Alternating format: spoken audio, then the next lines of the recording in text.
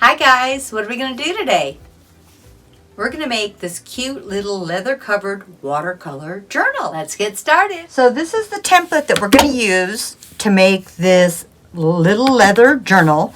And you can see this is the size we're going to have. So the first thing you're going to need is a small piece of either leather, suede, you could use a canvas. You could even use cardstock if you wanted to, so whatever you would like to use. Since I am using this leather and it's kind of flimsy, you can't really get a flip through the slits. It doesn't want to go through. So the leather by itself would be too flimsy to get through these slits. So I am going to adhere some paper to the back of it, and it gives it just a little more bulk. It'll be stiff enough to go through these slits for me. So first thing I'm going to do, I'm going to take a piece of steam-a-seam, which is just a fusible web, and I'm going to iron this onto the back side of my fabric, which is leather. Let this cool for a moment. Peel off the paper backing here. So I have a piece of paper and I am going to adhere it to the back of this. This is probably an 18-pound paper, so it's not as thin as copy paper. It's just a little thicker than that, but it's not as heavy as cardstock. So I am just going to put this on the back side, and this is the image you're going to see on the inside of the book. So I'm just going to iron this paper to the back side of this. Either on the inside or the inside where the paper is makes it a lot easier. You can just transfer this image onto the inside to cut around the outside edges here. You can either put a piece of graphite paper and just draw around it, or cut this out and trace around it so you have this piece cut out. So after you've cut your piece out, it's going to look like this. Take an X-Acto and cut these two little slits. So when you're cutting this, you're also going to make these two little slits. You can just take an X-Acto and just slice through there very, very carefully. And that's going to be the part of the closure.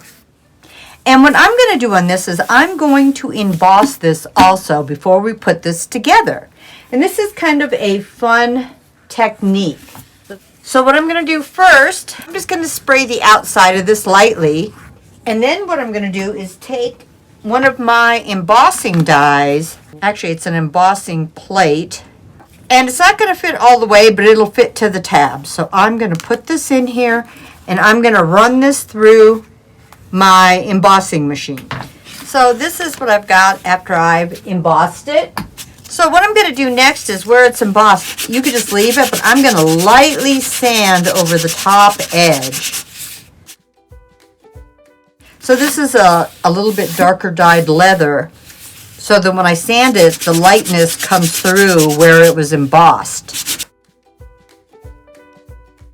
Doesn't all have to be done. Okay, there we are. Let me grab this. Now, these, I put them in as score lines to show you where it would be folding up. You don't necessarily have to score it. I have it mostly there and with this little loop here, so you know where you're going to make your holes to attach your paper in.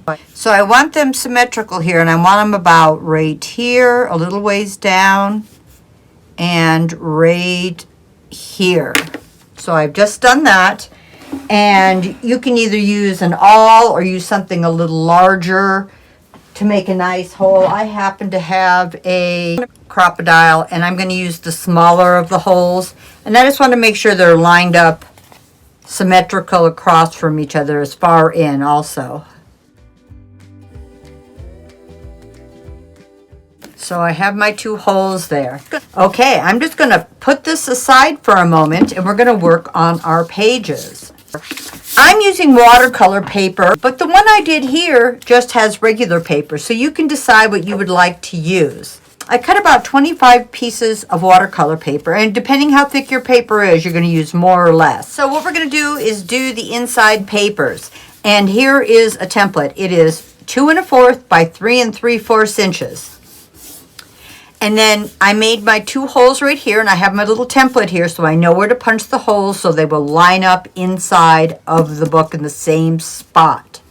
And then I also perforated the edge. So if I'm doing watercolor, I could rip the page out. You don't need to do that. That's just what I did, and I thought it made it kind of fun to get to the next page. If I tore one out, I could easily get to my next page. So I've cut about 25 or 30 of those this size. So let's just punch, and I'm just going to take my template. I'm going to kind of cheat here, put my template on top, and this just saves you some time, and I can do several at a time. And you're going to do all 25 or 30 or whatever type of paper that you're doing. So if you're going to perforate your pages, I went down a 1/2 inch, and I'll show you how I did that.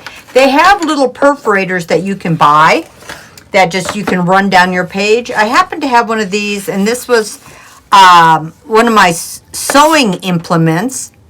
So I just line this up and then bring this down here a bit and just run this across.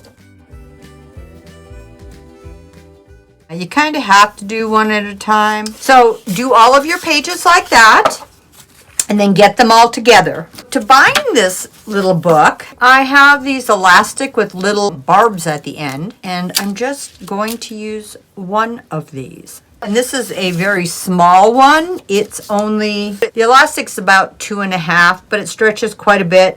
So it's a little loose just to put it through once. So for this journal, I'm actually going to double it. I'm starting in the outside edge.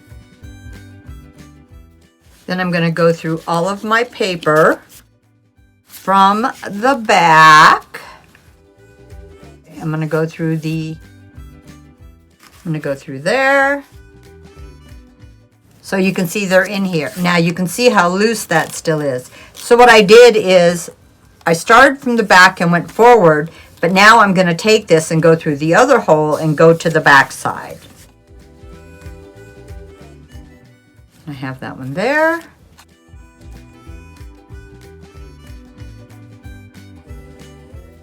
And I have that one there.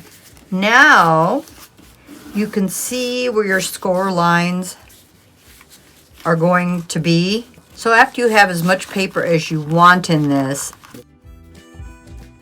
when it is like this though, after you have all the paper, and I can see I could add a lot more paper to this, then you could put a piece of parchment paper over the top and set your iron on it to get your creases. So you have some nice creases. Last thing I did on this one is I just took some of my fun stamps and just stamped some of these pages so that when I wanted to do a watercolor, I already had some fun images in here. So take whatever you've got, or unless you just love to draw, you can draw your own and put them in, and then you have a bunch of fun images to watercolor. Well, I hope you guys thought this was fun and you give us a try. There's a template in the description below. You can click on that, get the link for the template, and you can either use leather, you could use cardstock, different fabrics, whatever you would like. The template will work for a lot of different mediums. Hope you give us a try, but whatever you do, have fun.